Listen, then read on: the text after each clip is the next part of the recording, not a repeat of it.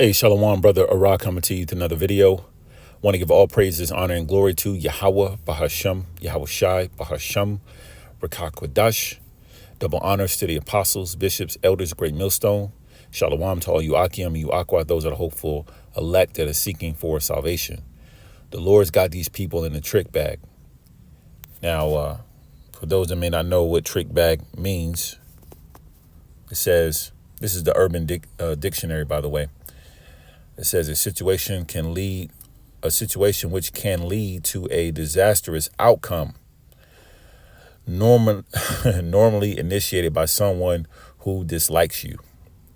So we see the Lord dislikes these people, man, majority of these people. He's lining them up for a great disastrous outcome called destruction. And, you know, it's funny because since this whole announcement of the selection of Donald Trump to be the next president, you know, he's been setting up his cabin, building his team. They're calling it a super team, putting together plans for mass deportation, telling everything of what he plans to do. But people don't realize that the Lord's not going to pull a Uno reverse card and things are going to go back to peace. No, war is here. War is going to continue to intensify. The economy is going to continue to go down. Now, when you read 2nd Ezra 16:1, it says, "Woe be unto thee, Babylon and Asia. Woe be unto thee, Egypt and Syria."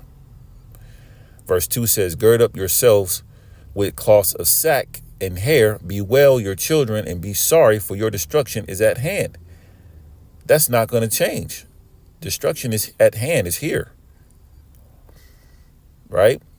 It says, verse 3, "A sword is sent upon you, and who may turn it back?" Sword represents war, and I'm going to prove that. Okay? When you go to the Edom Online, the definition of sword says, this is a couple of definitions I'm going to read, but hit the point. It says, offensive weapon consisting of an edged blade fitted to a hilt, used for cutting or thrusting, which is used in a war. It says to hurt. Jumping down, it says military power, conflict, war. It says to delete, slaughter.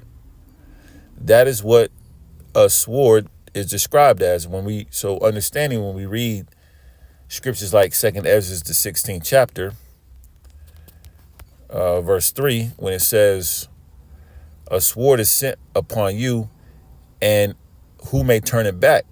Meaning conflict and war, destruction, deletions. There's no way that that's going to be turned back. In fact, Donald Trump is really set up, by the Lord.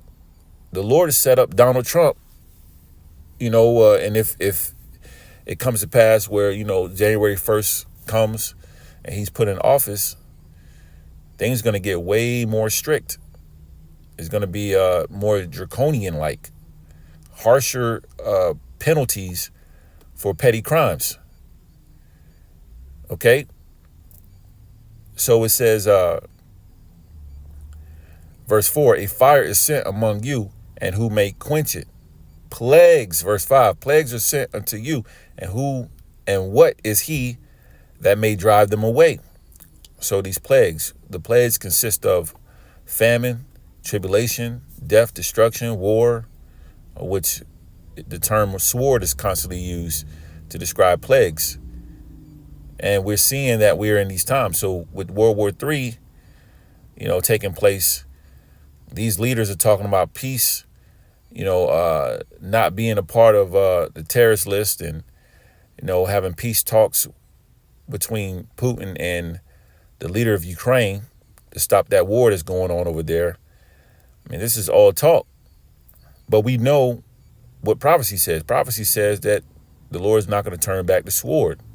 And we just proved sword goes back to war. So these plagues are sent. Who's going to drive them back? Who's going to turn them away? No one. The Lord's word is already out there. He already prophesied through his men. Now, when you read 1 Thessalonians, and this is going to be a short lesson here. 1 Thessalonians 5:1 says, but of the times and the seasons, brethren, ye have no need that I write unto you. Let me put this on do not disturb. Verse 2, for yourselves know perfectly that the day of the Lord so cometh as a thief in the night. And that makes sense. Yahushua coming back, being on his way back is going to catch a lot of these people off guard. Not the elect, though. When we call ourselves the hopeful elect, we're watching. And prophecy says that the day is at hand, destruction is at hand. And Yahushua's return is closely at the doors. But he's going to catch a lot of these people off guard because they're not watching. Speaking of our people. Verse 3 says, for when they shall say peace and safety, that's what they're saying, right? They're in the trick bag. The Lord has got them lined up, when they don't see the punch coming.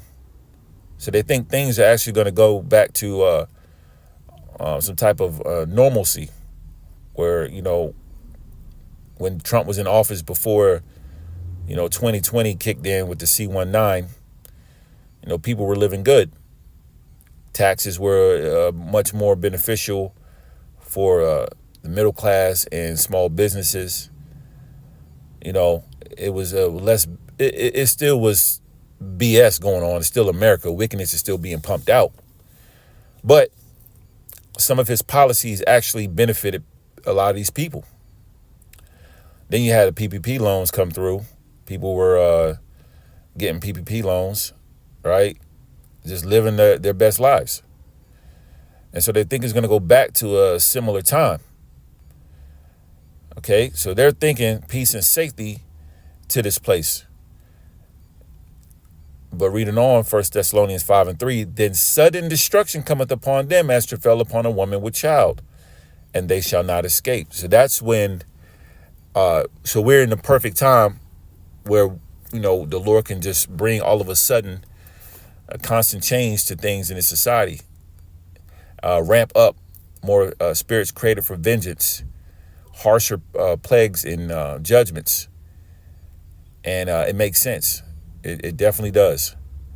So while these people are looking for peaceful times to come and that Donald Trump is going to reverse things and make things better, that's quite the contrary.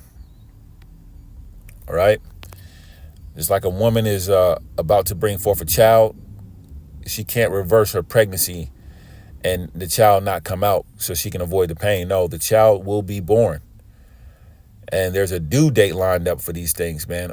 And, only the Heavenly Father knows when he's going to send back Yahushua. It tells you that in St. Matthew, the 24th chapter. But there are plagues and signs, judgments that will take place leading up, which we're in those times now. So last but not least, I want to bring out Sirach 5:7. It says, make no tarrying to turn to the Lord and put not off from day to day. For suddenly shall the wrath of the Lord come forth, and in thy security thou shalt be destroyed. Yeah, thinking that peace and safety, not discerning the times. And that goes for us, mainly these scriptures are mainly for those or for those that are believers. Because non-believers don't take heed to these things. They don't have that mindset to measure the times and constantly discern the times we're living in. Okay, measuring the times that we're in. So these scriptures are for us, the hopeful elect, knowing that suddenly things will change. Okay, and it's going to change for the worse in this society. But the beauty of it and the vision is that this is all necessary for the kingdom to come, which the kingdom is going to be for the Israelites. Yahushua is going to establish the kingdom of heaven on earth. So we're looking forward to these things, but destruction must come. It says, Sirach 5:7, reading on, and in thy security thou shalt be destroyed and perish in the day of vengeance. So we are in that time. So we can't get caught up in the snares that's being laid out and traps for this sudden destruction that's about to be performed. All praises to Yahweh, Bahashem, Yahweh Shai. Shalom.